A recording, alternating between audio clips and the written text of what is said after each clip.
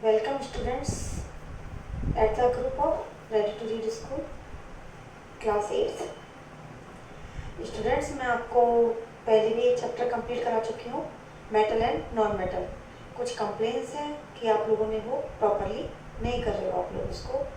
लेकिन बच्चों, अगर आप नहीं करोगे तो लॉकडाउन का असर आपकी स्टडी पे बहुत ज़्यादा दिखाई देगा।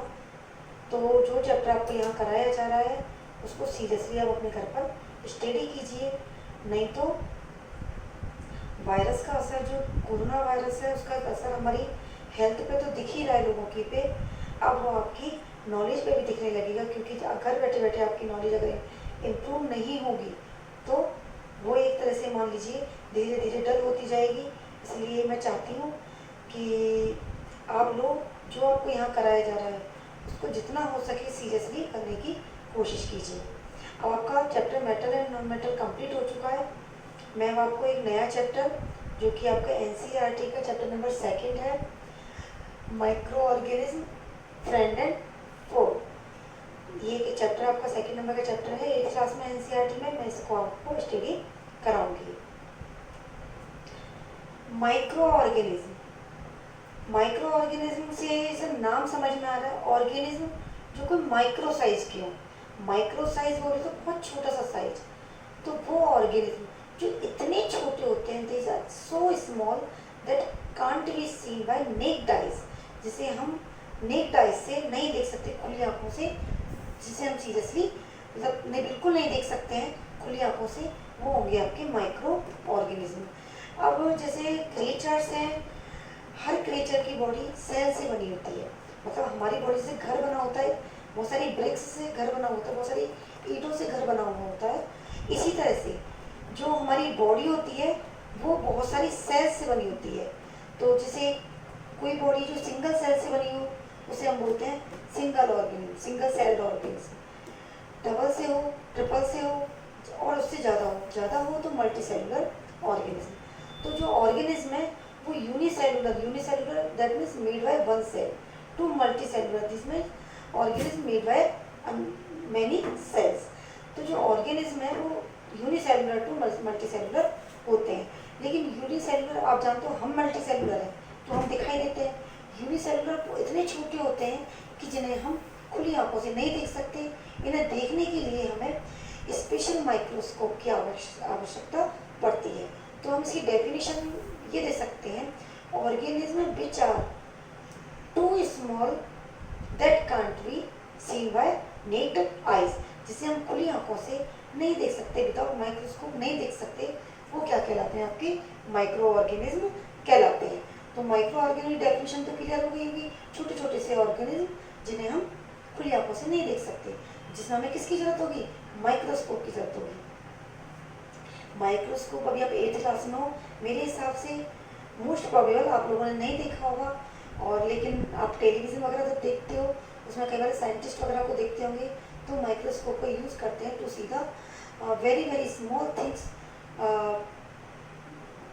समझ गए ना कि छोटी छोटी चीज़ों को बड़ा करने के लिए वो माइक्रोस्कोप का यूज़ करते हैं। तो इसी हिसाब से इनका नाम हमने दे दिया माइक्रो ऑर्गेनिज्म। नेक्स्ट टॉपिक आता है कि माइक्रो ऑर्गेनिज्म, हमने ये जान तो लिया कि माइक्रो ऑर्गेनिज्म है क्या, बहुत छोटे छोटे से ऑर्गेनिज्म जिसे हम खुली आंखों से नहीं देख सकते। लेकिन जो माइक्रो ऑर्गेनिज्म क्या एक ही तरह के होते हैं? माइक्रो ऑर्गेनिज्म को स्पेशली 4 कैटेगरीज में क्लासिफाई किया गया है, जिसका क्लासिफिकेशन ऑफ माइक्रो ऑर्गेनिज्म था we can say that the microorganism are classified specially in 4 categories. First है आपकी बैक्टीरियाज। बैक्टीरिया का नाम बहुत सुन रखा होगा, हम अक्सर पढ़ते हैं, ये मत करो बैक्टीरिया हो सकते हैं, ये मत करो जर्म्स हो सकते हैं। तो पहला नाम आता है आपका बैक्टीरिया, दूसरा नाम आता है फंगी, थर्ड वन है आपका प्रोटोजोआ और फोर्थ वन है आपकी एल्गी। तो ये जो टर्म है ये आप पहले भी सुन चुके होंगे और ये टर्म आपके एक बार वापस सुनने में आई है। यहाँ पर हम इसे माइक्रो ऑर्गेनिज्म की क्लासिफिकेशन की फॉर्म में देख रहे हैं।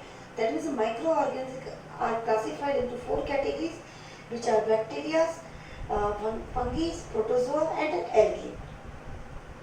बैक्टीरियाज ये डिफरेंट शेप के होते हैं। कई सारे बैक्टीरिया ऐसे रॉड शेप होते हैं, तो हम उनको बोलते हैं रॉड शेप बैक्टीरिया। कुछ बैक्टीरिया ऐसे स्पाइरल्स होते हैं तो जिनको हम बोलते हैं स्पाइरल बैक्टीरिया। इसी तरह से आपका प्रोटोजोआ, प्रोटोजोआ में एक ऑर्गेनिज्म है पैरामीशियम, जिसका शेप देखो लग रहा है ना बिल्कुल जूते की तरह, तो इसका शेप हम कहते हैं ये जूते की तरह होता है, ये होता है आपका पैरामीशियम। ये है प्रोटोजोआ का स्ट्रक्चर।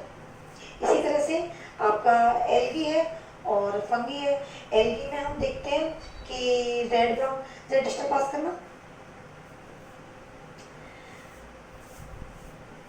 एल्गी में हम देखते हैं जैसे रेड ब्राउन एल्गी है and red brown algae and आपका है एक ग्रीन एल्गी होती है, red brown red green algae. इसी तरह से आपकी फंगी है। फंगी का एग्जांपल तो आपने मोस्टली देखा ही होगा, आई एम श्योर आपने देखा होगा रेनी सीजन में कई बार जो कचरा होता है वहाँ पर क्या होता है कि एक अम्ब्रेला शेप्ड एक प्लांट सा का डेवलपमेंट होता है, जिससे हम जनरली कहते हैं कि बारिश के दिनों में कि सांप की छतरी है। गाँव में बच्चे बहुत बोलते हैं इस चीज़ को कि सांप की छतरी है। आपने देखा होगा जैसे कई शहरों में हम मशरूम कहते हैं, बहुत ज़्यादा सेल भी होती है इसकी। तो ये आपकी मशरूम या बारिश के दिनों में जो आपने देखा होगा ये अम्ब्रेला शेप जो ऑर्गेनिज्म डेवलप होता है वो होती है आपकी फंगी, जिसका स्ट्रक्चर कुछ इस तरह से होता है बच्चों।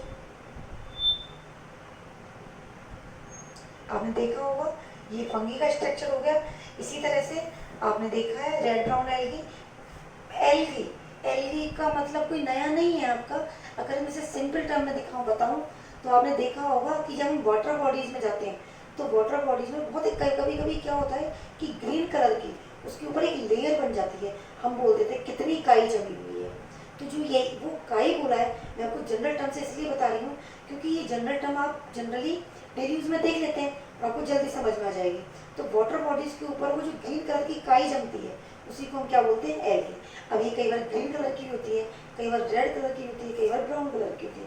तो इनको हम इनके कलर के हिसाब से नाम देते हैं, red algae, green algae, brown algae, red green algae, इस तरह से हम इनको नाम दे देते हैं। और ये प्लांट शेप की सी होती है इस तरह से कुछ, ठीक है ना।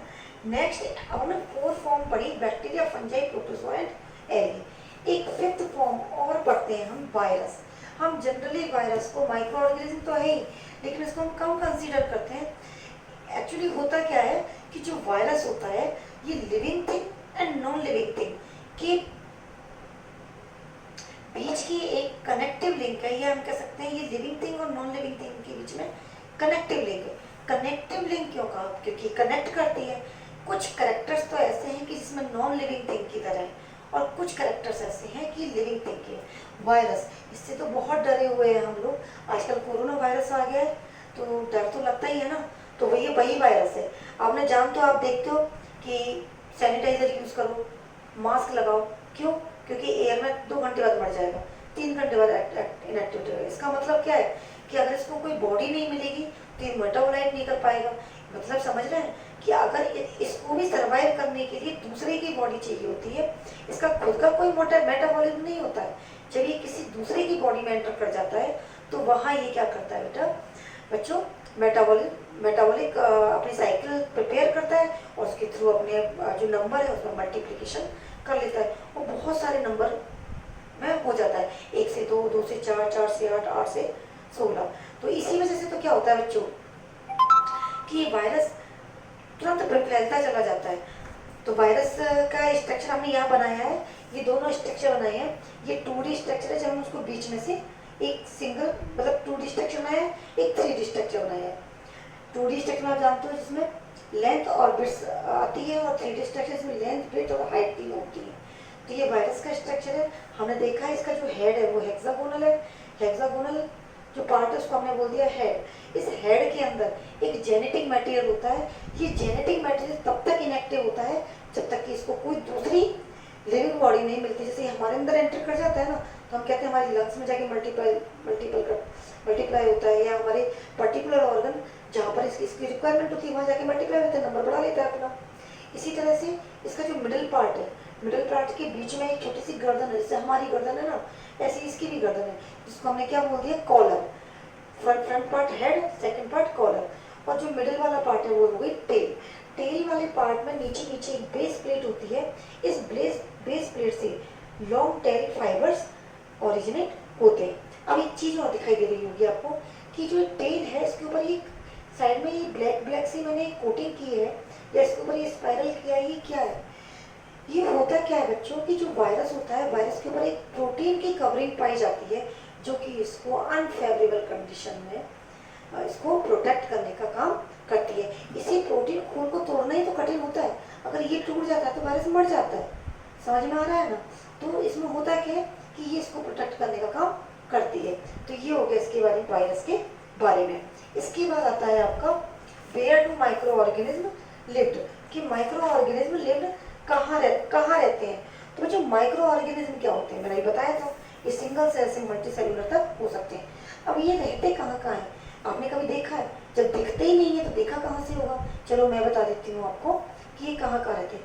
ये हर जगह में सर्वाइव कर सकते हैं। ये कहो तो जो हॉट स्प्रिंग्स, जो गर्म झरने होते हैं उनमें भी रह सकते हैं। ये आइस के अंदर भी रह सकते हैं, चाहे कितनी भी चिल्ड रहती है वो आइस भी रह सकती है।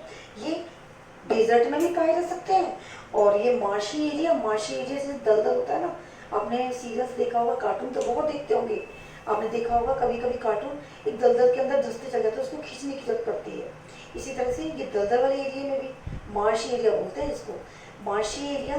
साथ में डेजर्ट एरिया, डेजर्ट तो सब जानते हैं, रेगिस्तान, ऊँट पे चलते हैं ना अपन लोग। इसके अलावा हॉट स्प्रिंग और आइस जो रीजन होता है, ये सभी जगह पाए जा सकते हैं। कुछ ऑर्गेनिज्म ऐसे होते हैं जो फ्रीली पाए जाते हैं, सिंगल अलग पाए जाएंगे, जिससे अमीबा। और कुछ ऑर्गेनिज्म ऐसे होते हैं जो कॉलोनी में पाए जाते हैं, जिनको सिंगल रहना अच्छा नहीं लगता, हम भी ग्रुप में रहते हैं, ऐसे वो भी ग्रुप में पाए जाते हैं। कुछ ऑर्गेनिज्म होते हैं बच्चों कि वो अदर ऑर्गेनिज्म की बॉडी के अंदर रहते हैं, वो उन पर डिपेंड रहते हैं। नहीं मिलेगी बॉडी, नहीं फूड मिलेगा तो मर जाएंगे, इनको हम पैरासाइट बोल देते हैं।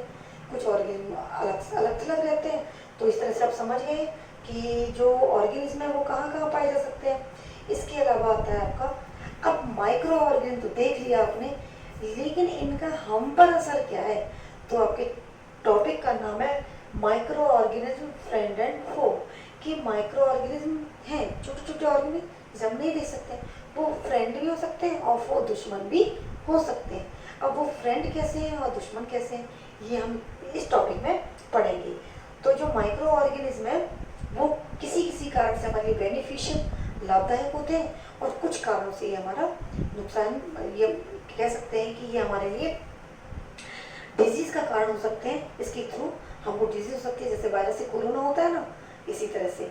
एंड और भी कई सारी डिजीजेज होती हैं, जैसे बैक्टीरियल डिजीज होती है, बैक्टीरियल डिजीज जैसे ट्यूबरक्लोसिस, और आपका इसके अलावा टाइफाइड वगैरह है, या इसके अलावा है आपका जैसे